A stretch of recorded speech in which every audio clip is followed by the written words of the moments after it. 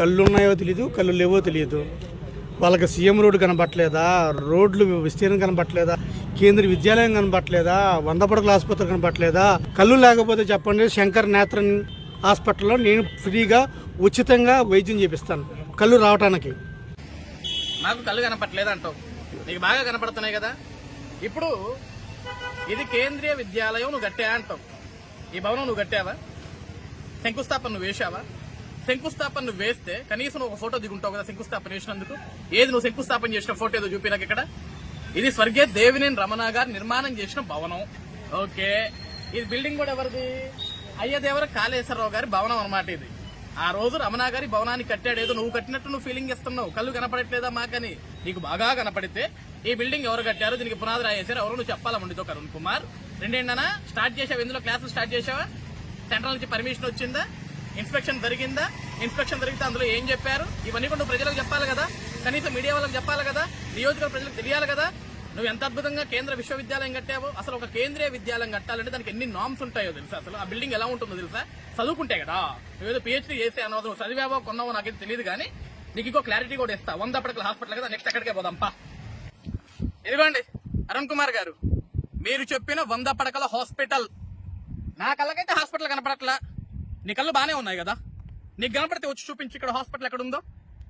ఈ రోజు మీరు అధికారంలోకి వచ్చి ఇంకొక 2 నెలలు అయితే 5 సంవత్సరాలు అయిపోద్ది. 5 సంవత్సరాలుగా నేను 100 పడకల హాస్పిటల్ కట్టా, మీ కళ్ళకి కనపడట్లేదా, కంటి ఆసుపత్రికి పంపించమంటారా, కళ్ళు చెక్ చేయించమంటారా అంటున్నావు.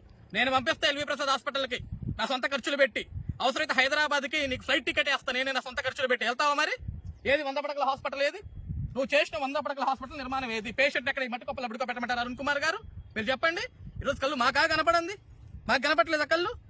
100 పడకల హాస్పిటల్ నిర్మాణం, ఈ శంకుస్థాపనకి మీ ముఖ్యమంత్రి గారు 5 సంవత్సరాల ఇక్కడికి రావట్లా. ఆయనకు సమయం దొరకట్లా. ఆయన రాకపోతే కనీసం మీరన్నా ఓపెన్ చేయొచ్చు కదా. మీరు ఒక ఎమ్మెల్సీ, మీ అన్నగారు ఒక ఎమ్మెల్యే, మీరు ఓపెన్ చేయొచ్చు కదా. ముఖ్యమంత్రి గారు చేయకపోతే ఆయనకు సమయం దొరకట్లేదేమో, పబ్జీ ఆటలో బిజీగా ఉన్నాడేమో.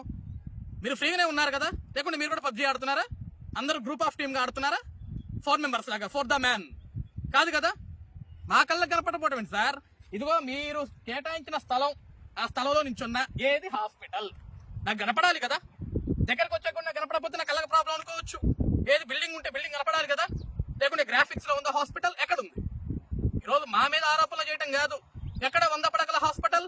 మీరు మాట్లాడితే సీఎం రోడ్డు, రోడ్ల విస్తీర్ణ, గాంధీ సెంటర్, ఇయేనా మీకు? గ్రామాలలో పోతుంటే రోడ్లు ఏ విధంగా ఉంటాయని చూపించమంటారు అరుణ్ కుమార్ గారు?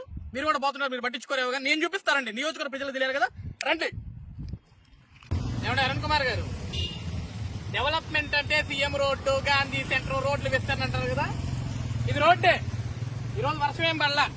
అసలు వర్షాకాలం వస్తే ఇది రోడ్డు ఉందో లేదో కూడా ఉడికి తెలియదు. ఎంత దైవీయ పరిస్థితుల్లో వాహనాలు వస్తున్నాయి చూసావా నువ్వు? ఇదేనా అభివృద్ధి అంటే? దీనేనా డెవలప్మెంట్ అనేది? మా కళ్ళకి కనపడలేదు అంటున్నావు కదా, నీ కళ్ళకి కనపడుతుంది ఇది రోడ్డు అయితే. ఈ రోడ్డు నీ కళ్ళకి కనపడితే ఇది డెవలప్మెంట్ అని నాకు చూపి. ఇది ముప్పాల నుంచి చందనపాడు పోయే రోడ్డు. ఈ రోడ్లో ప్రతిరోజు ఎంతమంది ప్రజానికం తిరుగుతారు తెలుసా? సరే మా కళ్ళకి అభివృద్ధి కనపడలేదు మాస్టారు, నీకు కనపడుతుందేమో చూపి. 5 ఏళ్ళు కావస్తుంది, కనీసం ఈ రోడ్డు కొట్టలేకపోయావు నువ్వు మీ అన్న ఇద్దరు కలిసి. ఇద్దరికి పదవులు ఉన్నాయి, ఒకళ్ళు ఎమ్మెల్సీ ఒకళ్ళు ఎమ్మెల్యే. ఏది రోడ్డు ఏది? మా కళ్ళకి కనపడట్లా, నీ కళ్ళకి కనపడుతుంది కదా. ఈ రోజు కంటి చెక్ చేయించుకోవాల్సిందో, లేకుంటే హాస్పిటల్కి పంపించాల్సిందో మమ్మల్ని కాదు, మిమ్మల్ని పంపించాలా.